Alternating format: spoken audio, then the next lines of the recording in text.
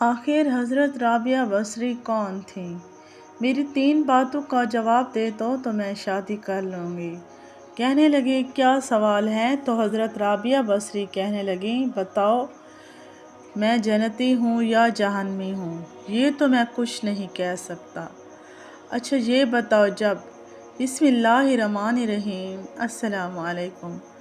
رابعہ بصری رحمۃ اللہ علیہ کا بیشتر وقت نماز پڑھنے میں گزرتا تھا۔ ایک مرتبہ کوئی پریشان حال آدمی دعا کروانے کے لیے حاضر ہوا۔ دیکھا تو ظہر کی نماز پڑھنے میں مشغول تھیں۔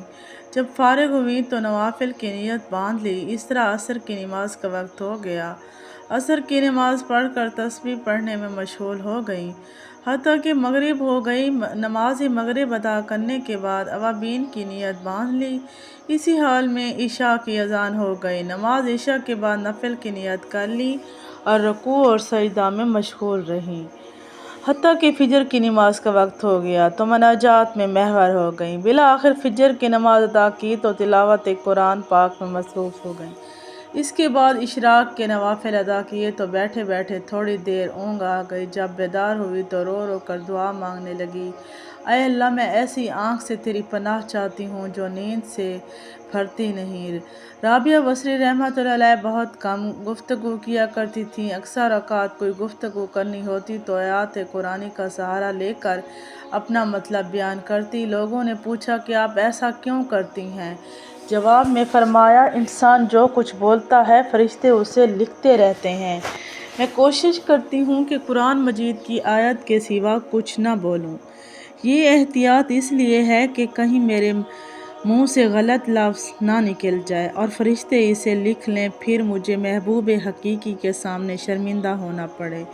ایک شخص نے حضرت رابعہ بصری رحمۃ اللہ علیہ کے سامنے دنیا کی بہت مذمت کی۔ آپ تھوڑی دیر سنتی رہیں، پھر فرمایا اٹھ چلا جا، تو نے اتنا وقت دنیا کی مذمت بیان کرنے میں لگا دیا۔ تجھے دنیا سے بہت محبت ہے، اگر کسی سے نفرت ہو تو اس کا تذکرہ بھی اچھا نہیں لگتا۔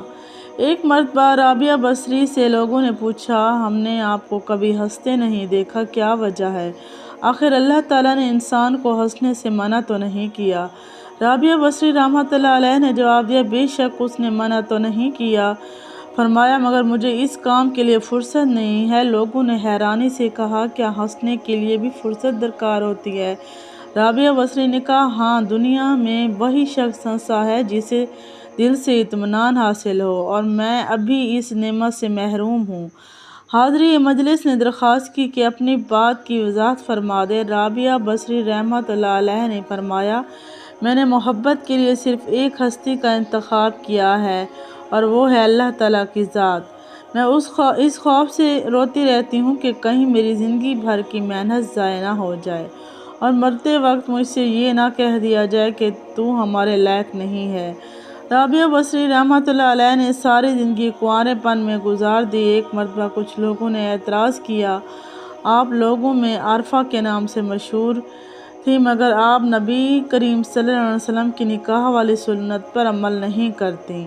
رابعہ بصری رحمۃ اللہ علیہ نے جواب میں فرمایا مجھے 3 باتوں کا اندیشہ ہے کہ اگر مجھے ان اندیشوں سے کوئی نجات دلا دو تو میں آج ہی نکاح کر لوں گی۔ میرا پہلا اندیشہ یہ ہے کہ مرتے وقت ایمان سلامت لے جاؤں گی یا نہیں۔ دوسرا یہ کہ نامہ اعمال دائیں ہاتھ میں دیا جائے گا یا نہیں۔ تیسرا قیامت کے دن کچھ لوگ جنت میں جائیں گے، کچھ جہنم میں۔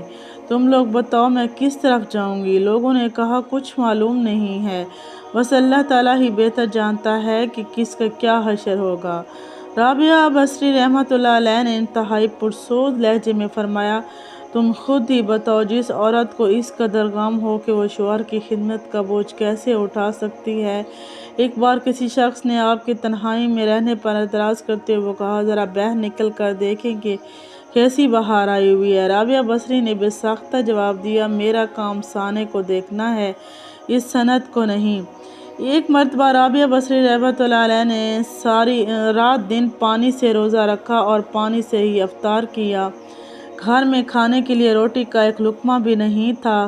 جب افطار کا وقت قریب ہوا تو آپ کو بہت زیادہ بھوک لگی۔ نفس نے آپ سے فریاد کی رابعہ آخر تو کب تک مجھے بھوکا رکھے گی۔ ابھی آپ کے دل میں یہ خیال ہی گزرا تھا کہ کسی شخص نے دروازے پر دستک دی۔ آپ باہر تشریف لائی تو ایک نیاز مند کھانا لے کر کھڑا تھا۔ رابعہ بصری رحمۃ اللہ علیہ نے کھانا قبول فرما لیا۔ نفس سے مخاطب ہو کر کہا، اللہ تعالیٰ نے کھانے کا انتظام کر دیا ہے، ابھی تیری خواہش پوری ہو جائے گی۔ یہ کہہ کر آپ نے کھانا رکھ دیا اور چراغ جلانے کے لیے اندر چلی گئی۔ واپس آئی تو دیکھا کہ ایک بلی نے کھانے کے برتن الٹ دیے اور زمین پر گرا ہوا کھانا کھا رہی ہے۔ رابعہ بصری رحمۃ اللہ علیہ نے بلی کو دیکھ کر مسکرائی اور فرمایا، شاید یہ کھانا تیرے لیے بھیجا گیا ہو، اطمینان سے کھا لو۔ افطار کا وقت قریب ہو چکا تھا۔ رابعہ بصری رحمۃ اللہ علیہ نے چاہا کہ پانی ہی سے روزہ افطار کر لے، اتنے میں تیز ہوا کا جھونکا آیا اور چراغ بجھ گیا۔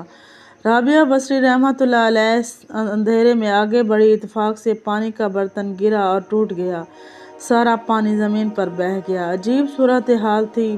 بے اختیار آپ کی زبان سے یہ الفاظ نکلے، الہی یہ کیا راز ہے، میں گناہ گار ہوں، نہیں جانتی کہ تیری رضا کیا ہے۔ جواب میں حاتم غیبی نے کہا، اے میری محبت کا دم بھرنے والی، اگر تو چاہتی ہے کہ تیرے لیے دنیا کی نعمتیں وقف کر دوں تو پھر میں تیرے دل سے اپنا غم واپس لے لوں گا، کیونکہ میرا غم اور دنیا کی ایک ہی دل میں جمع نہیں ہو سکتے۔